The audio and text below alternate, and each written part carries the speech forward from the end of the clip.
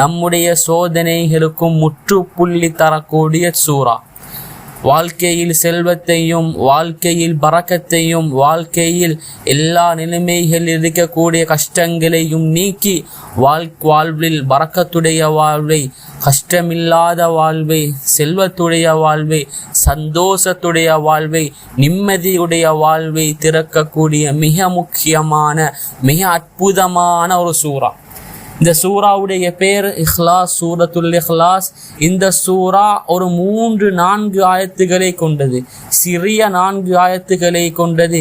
இந்த சூரா நேசரி பாடசாலை செல்லக்கூடிய பிள்ளைக்கும் பாடம், வயோதிபத்தில் இருக்கக்கூடிய மனிதருக்கும் பாடம்.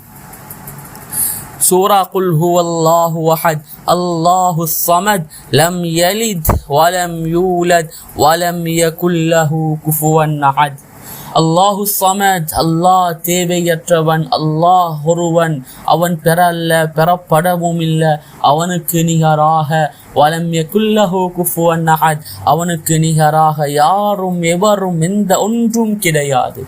அல்லாஹ்வை பற்றி புகழக்கூடிய, அல்லாஹ்வை பற்றி சொல்லக்கூடிய, அல்லாஹ்வை பற்றி சுருக்கமாக தெளிவாக சொல்லக்கூடிய சூரா சூரத்துல் இஹ்லாஸ். ஆகவே இந்த சூராவுடைய பெருமதி, இந்த சூராவுடைய வெகுமதியை நபி அவர்கள் தெளிவாக சொன்னார்கள். நபி ஸல்லல்லாஹு அலைஹி வஸல்லம் அவர்கள் சஹாபாக்கள் ரலியல்லாஹு அன்ஹும் அவர்களிடத்தில் கேட்டார்கள், யாருக்கு முடியும், எவருக்கு ஏலும் தூங்கக்கூடிய நேரத்தில் குர்ஆனை பூர்த்தியாக ஓதிவிட்டு தூங்குறதுக்கு? இதை கேட்ட சஹாபாக்கள், யா ரசூலல்லாஹ், எங்கள்ல யாருக்கும் முடியாது குர்ஆனை பூர்த்தியாக ஓதுவதற்கு சொன்னார்கள்.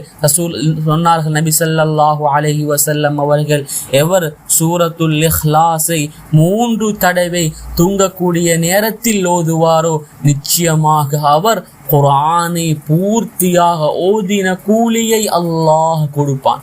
மிக பொக்கிஷமான சூரா, மிக வெகுமதி கிடைத்த சூரா. அது மட்டுமல்ல, ஒரு சஹாபி நபி ஸல்லல்லாஹு அலைஹி வஸல்லம் அவர்களிடத்தில் வந்து, யா ரசூலல்லாஹ், எங்கட அமீர் தொழுவிக்கக்கூடிய நேரத்தில் சூரத்துல் இஹ்லாஸை மாத்திரம்தான் ஓதுவார், எந்த ஒன்றையும் ஓத மாட்டார். இதை கேட்ட நபி ஸல்லல்லாஹு அலைஹி வஸல்லம் அவர்கள் அமீரை கூப்பிட்டு கேட்டார்கள், எதற்காக வேண்டி நீங்க சூரத்துல் இஹ்லாஸை மாத்திரம் ஓதுறீங்க? சொன்னாங்க அந்த சஹாபி, யா ரசூலல்லாஹ், அந்த சூராவை நான் நேசிக்கிறேன்.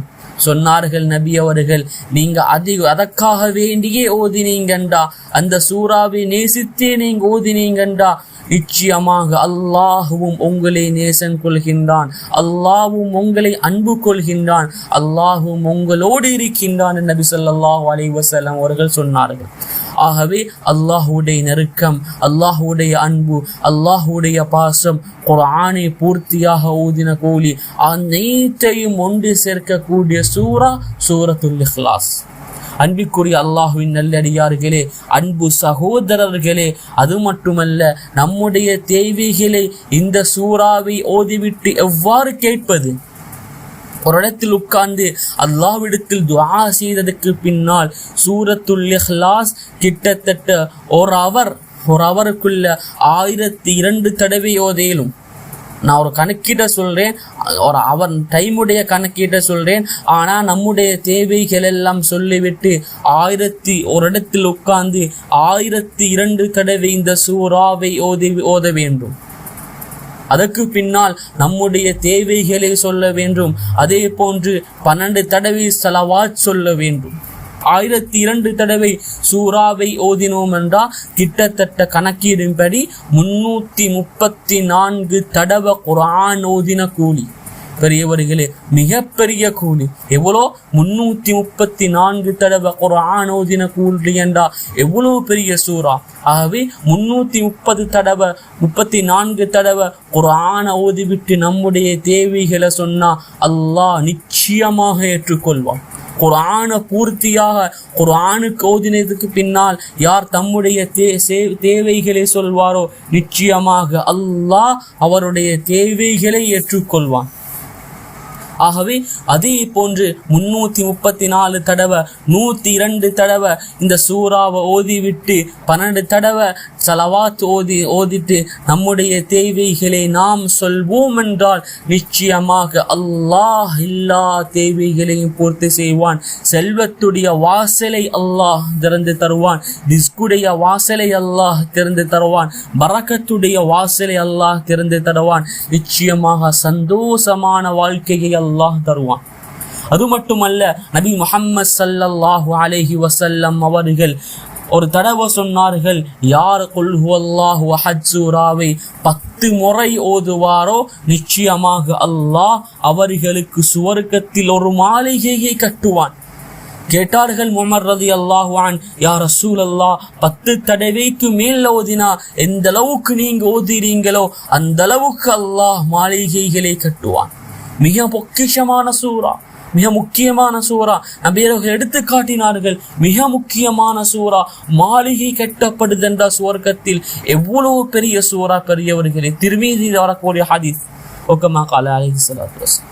ஆகவே அது மட்டுமல்ல, ஒரு சஹாபி நபி ஸல்லல்லாஹு அலைஹி வஸல்லம் அவர்கள் இருக்கக்கூடிய நேரத்தில் ஒரு துஆவை கேட்கிறாங்க. அல்லாஹும்ம இன்னி அஷ்ஹதுக பிஅன்னக அன்தல்லாஹு லா இலாஹ இல்லா அன்த. அந்த துஆவுல அல்லாஹு ஸமத் லம் யலித் வலம் யூலத் வலம் யகுல் லஹு குஃபுவன் அஹத் என்ற கூடிய அந்த பகுதி வருது. என்ன பகுதி என்றா சூரத்துல் இக்லாஸ்ல குல் ஹுவல்லாஹு அஹத்ல குல்ல தவிர அனைத்து துண்டும் வருது. சொன்னார்கள் நபி அவர்கள், இஸ்முல் ஆலம். இந்த துஆவை கேட்ட அந்த சஹாபி துஆ கேட்டாரு, நிச்சயமாக அவருடைய துஆ ஏற்றுக்கொள்ளப்பட்டு விட்டது. ஆகவே இந்த துஆவை ஓதிவிட்டு துஆ கேட்போம். என்ன சொல்ல வருகின்றோம் என்றா, சூரத்துல் இக்லாஸை ஓதிவிட்டு தம்முடைய தேவைகளை, தம்முடைய எல்லா தேவைகளையும் அல்லாஹ் சொன்னால், அல்லாஹ்விடத்தில் சொன்னால் நிச்சயமாக அல்லாஹ் ஏற்றுக்கொள்வான். அது மட்டுமல்ல, மிகப்பெரிய சூரா. நபி அவர்கள் சொன்னார்கள், இந்த சூறாவை பற்றி சொல்லக்கூடிய நேரத்தில் 3 ஒரு பகுதி, குர்ஆனில் 3 ஒரு பகுதி தான் சூரத்துல் இக்லாஸ் என்ற கூடிய சூறா. அதிகமாக ஓத வேண்டும், அதிகமாக ஓதி நம்முடைய தேவைகளை முறையிட்ட அல்லாஹ்விடத்தில் நிச்சயமாக அல்லாஹ் ஏற்றுக்கொள்வான்.